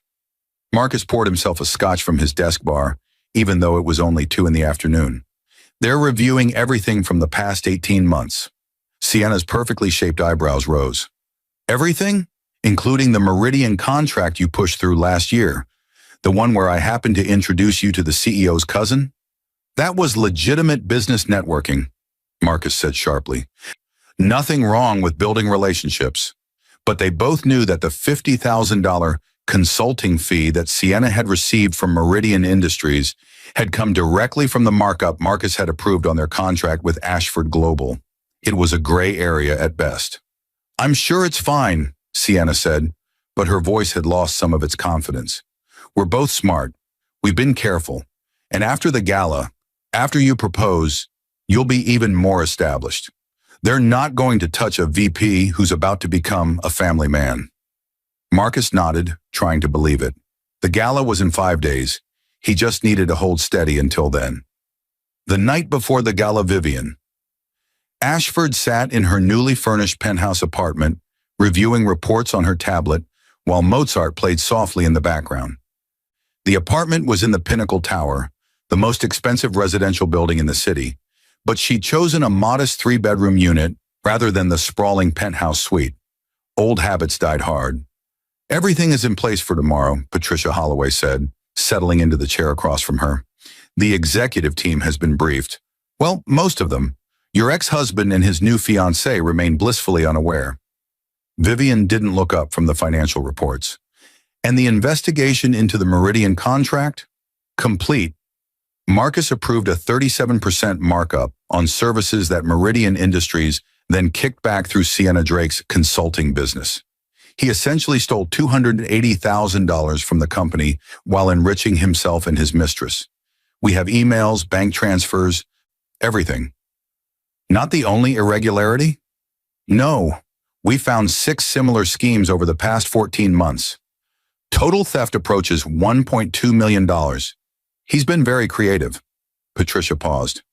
You know, when you first asked me to dig into his activities, I thought you might be looking for revenge. But this is actual fraud. Vivian finally looked up, her hazel eyes cool and assessing. I wasn't looking for revenge, Patricia. I was looking for the truth. Marcus always claimed his rapid success at Ashford Global was due to his brilliance and work ethic. I wanted to know if that was true, or if he'd been cutting corners. He's been cutting corners and lining his pockets, Patricia confirmed. The question is, what do you want to do about it? Vivian set down her tablet and moved to the floor-to-ceiling windows that overlooked the city. Somewhere out there, Marcus was probably celebrating with Sienna, convinced he'd traded up from his struggling artist wife to a power couple future. He had no idea that Vivian Ashford Thornton was actually Vivian Ashford, sole heir to the Ashford Global fortune. Her grandfather, Jonathan Ashford, had founded the company 50 years ago. When he died 8 years ago, control had passed to her grandmother, Elizabeth, who'd run the empire from the shadows while publicly maintaining that the company was managed by a board of directors. When Elizabeth died 2 years ago, everything had come to Vivian, the $8.7 billion company, the real estate portfolio, the investment funds, the art collection worth hundreds of millions, because Vivian's little paintings weren't amateur efforts. She was actually a successful artist who sold works under a pseudonym for 6 figures apiece. That was how she'd met Marcus 12 years ago, at a gallery opening where he'd been trying to impress clients and she'd been displaying her work. He'd never known who she really was. She'd been so tired of men who wanted her money, her name, her connections. Marcus had seemed different, middle class, ambitious but genuine, someone who wanted her for herself. So she'd hidden her wealth behind lawyers and trusts. She'd posed as a struggling artist. She'd lived modestly in Marcus's house, contributed to bills with money from her small commissions, and let him believe he was the successful one. And for 12 years, she'd loved him genuinely, waiting for the right moment to reveal the truth, waiting until he was secure enough in himself and their marriage to handle the revelation. But then came Sienna Drake, the affair that Marcus thought he'd hidden so well, the betrayal that had gutted Vivian more than any financial loss ever could. I gave him every chance, Vivian said quietly. Even during the divorce, I offered him a fair settlement. I suggested marriage counseling. I tried to save what we had, and he kicked me out of his house, my grandfather's house that I bought and put in his name, like I was trash. So tomorrow, Patricia prompted, tomorrow Marcus Thornton is going to propose to his mistress in front of 400 people, including all of Ashford Global's executives and board members. And I'm going to introduce myself as the CEO he's never met. Vivian's reflection in the window looked nothing like the soft, gentle woman Marcus had divorced. And then I'm going to give him a choice. What kind of choice? Vivian turned, and her smile was sharp as broken glass. The kind that reveals exactly who people really are. The charity gala. The Meridian Hotel's grand ballroom glittered like a jewel box. Crystal chandeliers cast rainbow prisms across marble floors. Women in designer gowns mingled with men in bespoke tuxedos, champagne flutes in hand, while a string quartet played Vivaldi in the corner. Marcus Thornton felt like he was floating. This was his moment. In his pocket, the engagement ring, a 3-carat diamond that had cost him $20,000, waited for the perfect moment. Sienna stood beside him in her red Valentino gown, looking like a goddess, drawing admiring stares from every man in the room. "Have you seen the CEO yet?" Sienna whispered. "I've been watching the entrance.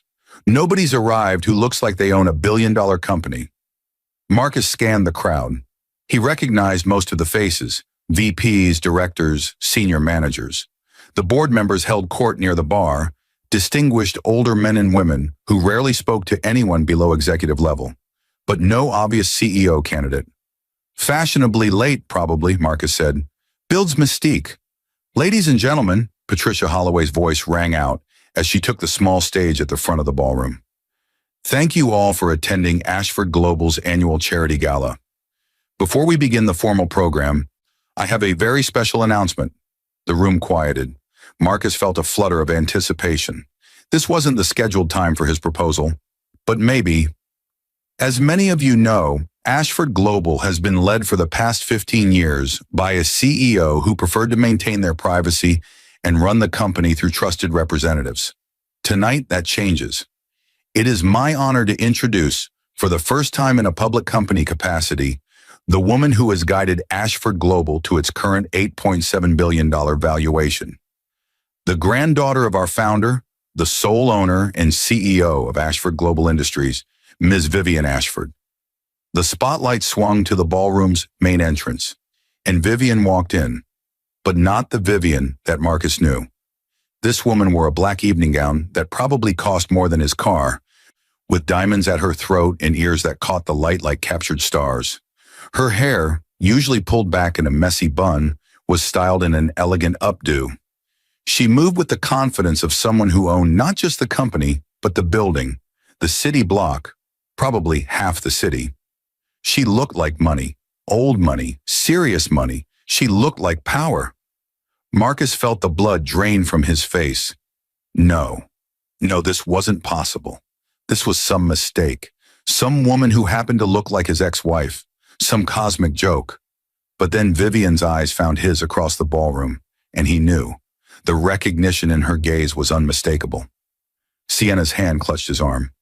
"Marcus," she hissed. "Marcus, that's your ex-wife. What the hell is going on?" I can't. Marcus couldn't form words.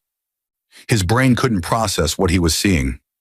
Vivian took the stage beside Patricia, and when she spoke, her voice carried the authority of someone who'd spent her life in boardrooms. Thank you all for being here tonight. I know many of you are surprised to see me. For those who don't know me personally, let me be clear. I am Vivian Ashford, daughter of Richard Ashford, granddaughter of Jonathan Ashford, our company's founder. I inherited controlling interest in Ashford Global 2 years ago and have been managing operations through our excellent executive team. She paused, her gaze sweeping the room. But recent events have prompted me to take a more direct role. I believe in transparency, accountability, and ethical business practices, which is why I've spent the past 3 months conducting a comprehensive audit of all executive decisions and financial transactions. Marcus felt his knees go weak. Sienna's nails dug into his arm. Most of our executives have performed admirably, Vivian continued, but unfortunately our investigation uncovered significant irregularities, specifically a pattern of fraud involving inflated vendor contracts and kickback schemes that siphoned approximately $1.2 million from company funds over 14 months. A murmur rippled through the crowd. The board members near the bar suddenly looked very attentive. Mr. Marcus Thornton, Vivian said, and the spotlight swung to pin him like a bug. Vice President of Operations, could you please join me on stage? Marcus felt 400 pairs of eyes turn toward him. He couldn't move, couldn't breathe. Marcus. Vivian's voice was softer now, but somehow more terrible. Please, we need to have a conversation. Somehow his legs carried him forward, through the parting crowd, up the 3 stairs to the stage, under the spotlight that made him feel like he was burning. Up close, Vivian looked different. Not just the clothes and the styling, but something fundamental in her bearing. This was the woman who'd signed his paychecks for 5 years. The woman who'd watched him climb the corporate ladder, divorce her, and celebrate like he'd won the lottery. Hello, Marcus, she said quietly, so only he could hear. Surprised. Vivian, Yes, I'm CEO of the company where you work, where you've worked for the past 5 years, ever since I arranged for your application to be fast-tracked. She smiled, but it didn't reach her eyes. Did you really think your rapid promotions were all merit-based? That you were just so brilliant that you rose from a mid-level manager to VP in record time? You helped me? Marcus felt reality shifting beneath his feet. I loved you, Vivian said simply. I wanted you to succeed. I wanted you to feel proud of yourself before I told you the truth about who I am. But you were never satisfied, were you? Each promotion just made you hungrier, more arrogant, more willing to cut corners. She gestured to Patricia, who handed her a folder. Vivian opened it, showing Marcus pages of financial records, emails, bank transfers. The Meridian contract, the Westbrook deal, Carrington Industries, South Shore Logistics. 6 fraudulent schemes, Marcus. You stole from my company while sleeping beside me every night. And then, when you decided to trade me in for a younger model, you threw me out like garbage and took everything I'd given you. I didn't know, Marcus whispered. I didn't know it was your company. I didn't know. Would it have mattered? Vivian's voice was sharp. If you'd known I owned Ashford Global, would you have treated me better? Loved me more? Or would you have just been better at hiding your theft and your affair? Marcus had no answer. In his peripheral vision, he could see Sienna in the crowd, her face pale, already edging toward the exit. I'm going to give you a choice, Vivian said, her voice carrying to the entire silent ballroom now. You can resign quietly right now, and I won't press criminal charges. You'll repay the $1.2 million over time through wage garnishment if necessary, but you'll avoid jail. You'll never work in this industry again, but you'll be free. Or, Marcus croaked, or you can fight me. Claim you were entrapped, that I manipulated you, that this is revenge for the divorce. You can lawyer up and try to destroy my reputation to save yours. Vivian's eyes were cold now, all warmth extinguished. And I will bury you, Marcus. I will use every resource at my disposal to ensure you face the maximum criminal penalties. I will personally testify about every conversation where you bragged about cutting corners. And I will make certain that everyone in this industry knows exactly what kind of man you are. The ballroom was so quiet Marcus could hear his own heartbeat. What's it going to be? Vivian asked. Marcus looked out at the crowd. at the board members watching with impassive faces, at his fellow VPs, some smirking, others looking away in embarrassment, at Sienna, who'd made it to the exit and was now fleeing through the doors. The woman he'd thought he was trading up for, abandoning him the moment things got difficult. He looked back at Vivian, at the woman he'd spent 12 years with, the woman he'd dismissed as unambitious, unsuccessful, beneath him, the woman who'd actually been supporting him every step of the way, loving him, believing in him, even as he betrayed her. "I'll resign," he whispered. "I'll repay every dollar. I'm sorry." Vivian nodded once, crisp and businesslike. "Patricia will handle the paperwork. Security will escort you out." She paused, and for just a moment, something like sadness flickered across her face. "For what it's worth, Marcus, I really did love you. I would have given you everything. All you had to do was love me back." "I did love you," Marcus said, and realized with crushing certainty that it might even be true. I wanted more. More than $8 billion in someone who genuinely cared about you?" Vivian's laugh was hollow. "Then I guess you wanted something that doesn't exist. Goodbye, Marcus." Security guards appeared at his elbows. As they led him through the ballroom, past the staring faces and whispered conversations, Marcus caught sight of his reflection in one of the ornate mirrors. He looked small, diminished, exactly how he'd once described Vivian.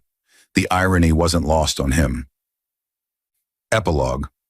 6 months later, Marcus Thornton stood in line at the unemployment office, a far cry from the executive suite at Ashford Global. The fraud investigation had made industry news. No company would touch him now. He was working part-time at a hardware store, every paycheck garnished to repay his debt to Ashford Global. It would take him 20 years to clear the balance. Sienna had dumped him via text the night of the gala. She'd blamed him for ruining her career, even though Vivian hadn't pressed charges against her. Within a month, Sienna had left the city entirely, chasing opportunities elsewhere. The house, the beautiful house that Marcus had thought was his, had been quietly repossessed. Turned out it had always been owned by an Ashford family trust. Marcus was now renting a studio apartment in a neighborhood he once would have sneered at. He'd lost everything: career, reputation, home, fiancé. All of it gone in one night, because he'd been too blind to see what he had, too greedy to appreciate it, too arrogant to value the woman who'd actually loved him. Sometimes, late at night, he Googled Vivian's name. She'd made headlines as the youngest female CEO of a Fortune 500 company. Business magazines praised her leadership. She'd increased Ashford Global's value by another $1 billion in 6 months. There were photos of her at charity events, industry conferences, art gallery openings. In every picture, she looked confident, powerful, happy. She'd moved on completely. Marcus had thought he was trading up when he divorced Vivian for Sienna. He'd thought he was climbing to something better. Instead, he'd thrown away a queen to chase a mirage. And now, standing in line at the unemployment office, filling out forms that asked for his employment history, which now included the word resigned under circumstances he could never explain, Marcus finally understood the magnitude of what he'd lost. Not just the money, though. $8 billion would have been nice. Not just the power, though. Being married to a CEO had its perks. But the one person who'd loved him for himself, who'd seen potential in him, who'd believed in him enough to help him succeed, even while hiding who she really was. He'd kicked her out in the rain, and she'd been the secret billionaire owner of his entire world. The irony was crushing. But not as crushing as the knowledge that he had no one to blame but himself. As for Vivian, she returned to her penthouse that evening after another successful board meeting, poured herself a glass of wine, and looked out at the city lights. She'd built Ashford Global's value by another $1 billion. She'd cleaned house of corrupt executives. She'd established new ethical guidelines and transparency measures. But sometimes, in quiet moments, she still felt the ache of what she'd lost. Not Marcus exactly. She'd stopped loving him the moment he'd thrown her belongings into the rain. But the dream of what they could have been if he'd just been the man she'd believed him to be. Still, she reminded herself, she'd survived. She'd rebuilt. And she'd done it on her own terms, without compromising who she was. That was worth more than any marriage built on lies. Vivian raised her glass to the city, to new beginnings, and to the hard-won knowledge that sometimes the best revenge isn't revenge at all. Sometimes it's just living well, and she was living very well indeed.